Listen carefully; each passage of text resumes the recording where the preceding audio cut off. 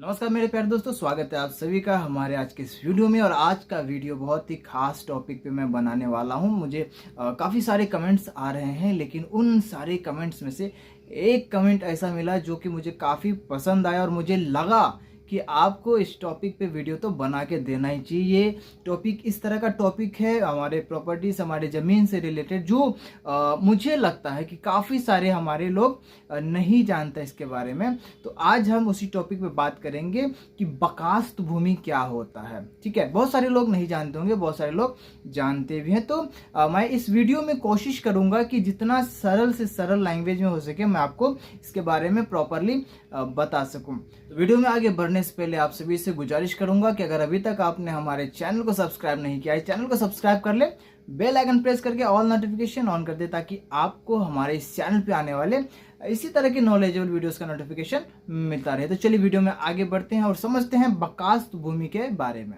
आइए हम बकास्त भूमि समझते हैं। देखिए, आज से काफ़ी साल पहले जमींदारी प्रथा चलता था, और जमींदारी प्रथा में क्या था कि जमींदार लोग कुछ जमीन जो है रखे थे खेती के लिए, कुछ जमीन वो रखे थे अपने शौक के लिए, घर बना लेते थे या फिर बागबानी करते थे। तो वो ज़मीन का क्या था कि जब गांव वालों को, एरिया वालों को, क्षेत्र वालों को वो ज़मीन दिया जाता था खेती बाड़ी करने के लिए, तो उसका लगान वो वसूल करता था और वसूल करके ब्रिटिश सरकार को देता था। तो इस प्रकार की ज़मीन बकास्त ज़मीन कहा जाता था। वो तो ब्रिटिश शासन जाने के बाद ये ज़मीन गवर्नमेंट के अंडर में आ गई, जो कि बकास्त भूमि में आता है। अब क्या है कि जो हमारे जमींदार हुआ करता था, तो उनका जो उत्तराधिकारी है, तो बहुत सारे ज़मीन ऐसे हैं जो उत्तराधिकारी आज भी उस ज़मीन पे बसे हुए हैं, बाकायदा उस ज़मीन पे जो है खेती बाड़ी कर रहा है, बाकायदा उस ज़मीन पे अपना घर बना के रह रहा है, अपना बिजनेस कर रहा है। मतलब बहुत तरह की क्रियाएं हो रही है उस ज़मीन पे।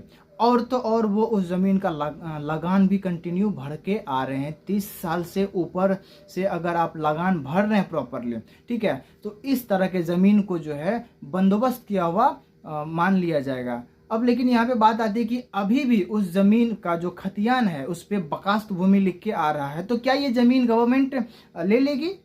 नहीं। इस तरह के ज़मीन, अगर आप इस तरह के ज़मीन पे, बकास्त भूमि पे या फिर गैर मजुरवा ज़मीन पे आप अगर 30 साल से ऊपर से रह रहे हैं और उसका लगान भर रहे हैं, तो उस तरह के ज़मीन पे अगर गवर्नमेंट कब्जा करती है या रेलवे में जाता है या अन्य किसी योजना के तहत वो गवर्नमेंट लेना चाहती है या हॉस्पिटल बनाना है गवर्नमेंट को, तो उस तरह के ज़मीन का जो है मुआवजा आपको मिलेगा।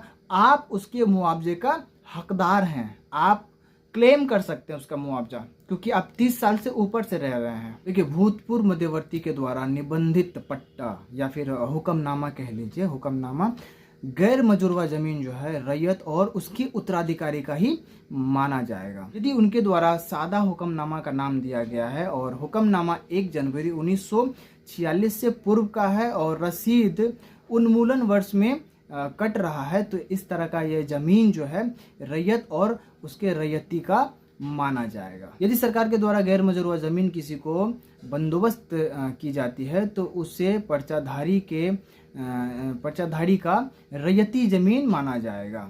और यदि किसी के अवैध दखल में है, तो उसे बेदखल करके उस पे रैयती को कब्जा भी दिलाया जाएगा। अगर आप गैर मजुरवा जमीन पर दावा करते हैं, तो आपको यह दिखाना होगा गवर्नमेंट को कि कब आपको या फिर आपके पूर्वज को गैर मजुरवा जमीन के असली मालिक से बेदखल किया गया था। चलिए अब हम लोग जो है 1 बाय 1 समझते हैं। बकास्त भूमि क्या है, गैर मजुरवा आम भूमि क्या है, गैर मजुरवा खास भूमि क्या है और केसरे हिंद भूमि क्या है। तो जैसे कि हमने बकास्त भूमि शुरू में बता दिया था कि जमींदारी प्रथा से पूर्व जो है जमींदारों ने अपने पास कुछ जोत की जमीन रख ली थी। इस तरह की जमीन को कहा जाता है बकास्त भूमि। अब हम लोग समझते हैं गैर मजुरवा मालिक या गैर मजुरवा खास जमीन क्या होता है। तो यह एक सरकारी जमीन होता है, और गैर मजुरवा आम जमीन जो होता है सरकारी जमीन होता है, जिसका उपयोग सब कोई कर सकता है। और लास्ट में हम जानेंगे कि केसरे हिंद जमीन क्या होता है। तो केसरे हिंद जमीन जो होता है वो सरकारी जमीन होता है, भारत सरकार का वो जमीन होता है।